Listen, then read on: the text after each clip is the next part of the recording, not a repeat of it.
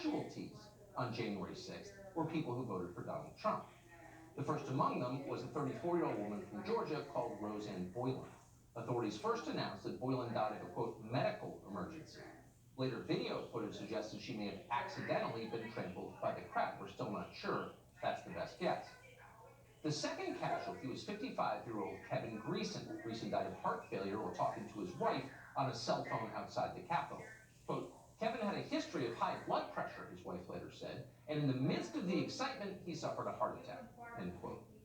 The third was 50-year-old Benjamin Phillips of Ringtown, Pennsylvania.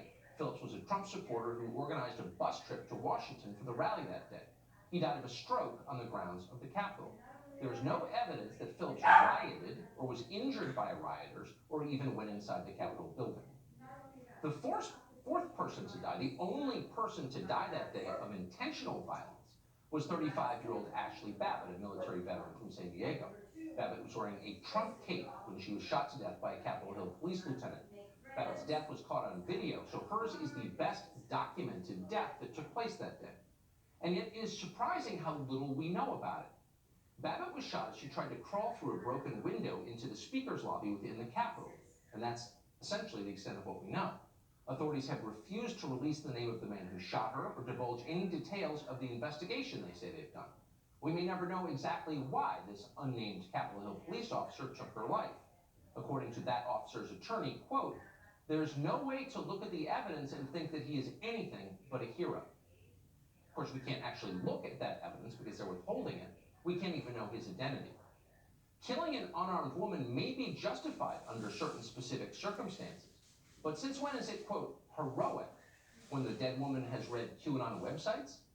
Republicans aren't asking that question. One Republican member of Congress from Oklahoma says he immediately hugged the officer who shot Ashley Babbitt. You did what you had to do, the congressman said. But did the officer really have to do that? We don't know.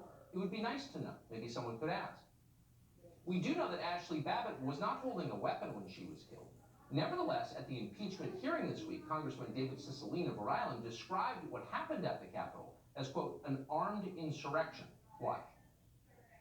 He incited an armed, angry mob to riot. Inciting an armed insurrection against the United States government, an armed, angry, and dangerous crowd, armed violence against the government of the United States of America. David Cicilline is a former mafia lawyer from Providence, so presumably he knows what it is to commit a felony with a firearm. Doubtless he does. There are no reports of rioters at the Capitol building that day discharging weapons or threatening anyone with a gun. So what exactly is David Cicilline talking about? Well, apparently he's referring to the death of Officer Brian Sicknick. In the hours after the riot, the New York Times reported that Trump supporters had brutally beaten Officer Sicknick to death with a fire extinguisher.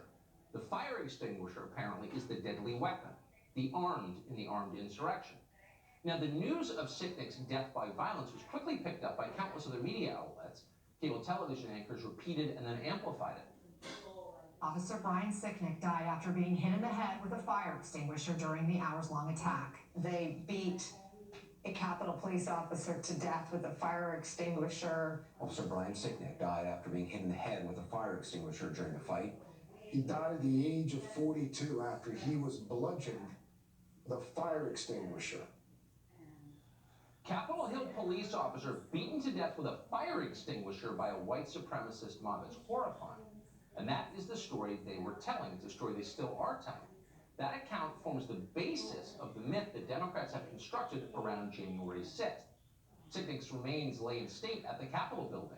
Streams of politicians, the very same people who just months before had told us that cops were racist by definition, those same people praised Brian Sicknick as a hero.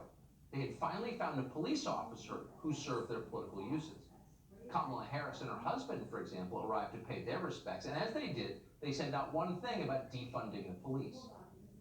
But in fact, the story they told was a lie, from beginning to end. Officer Sicknick was not beaten to death, not with a fire extinguisher, not with anything else.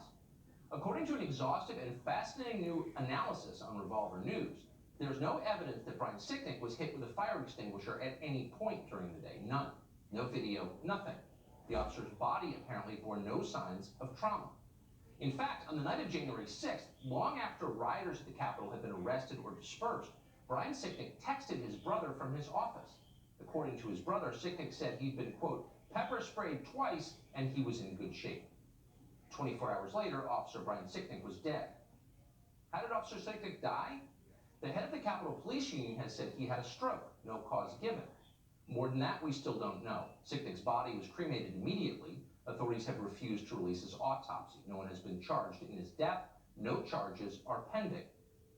Whatever happened to Brian Sicknick was tragic, obviously, but it was also very different from what they have told us. They have lied about how he died. They've lied about a lot. For example, how did this riot start? Was it a spontaneous event incited by a reckless president on his way out in a fit of vicious pique? That's one version of the story. Or was the riot long planned? Was it a conspiracy? That's another version of the story. Both cannot be true. This weekend, the former chief of the Capitol Hill Police, Stephen Sund, claimed in a letter to Nancy Pelosi that there was no intelligence suggesting that a riot might be imminent at the Capitol. Apparently, the Washington Post has better sources than Chief Sund does. Days after January 6th, the newspaper reported that it was well known that a group of Trump supporters was headed to the city to cause trouble. The FBI almost certainly knew this. The feds likely had paid informers in the ranks of protesters. One of the rioters, we learned this yesterday, was a former FBI employee. Was he still on the FBI payroll? He wouldn't be the first. So if the authorities knew that violence might be coming to the Capitol, where was the necessary security? It wasn't there.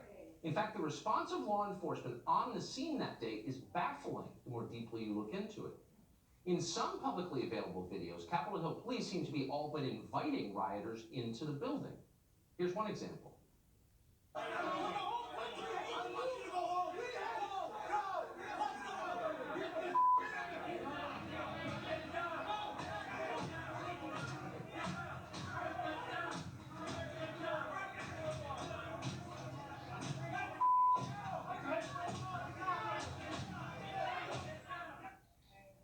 So what does all of this mean exactly? We're not sure what it means.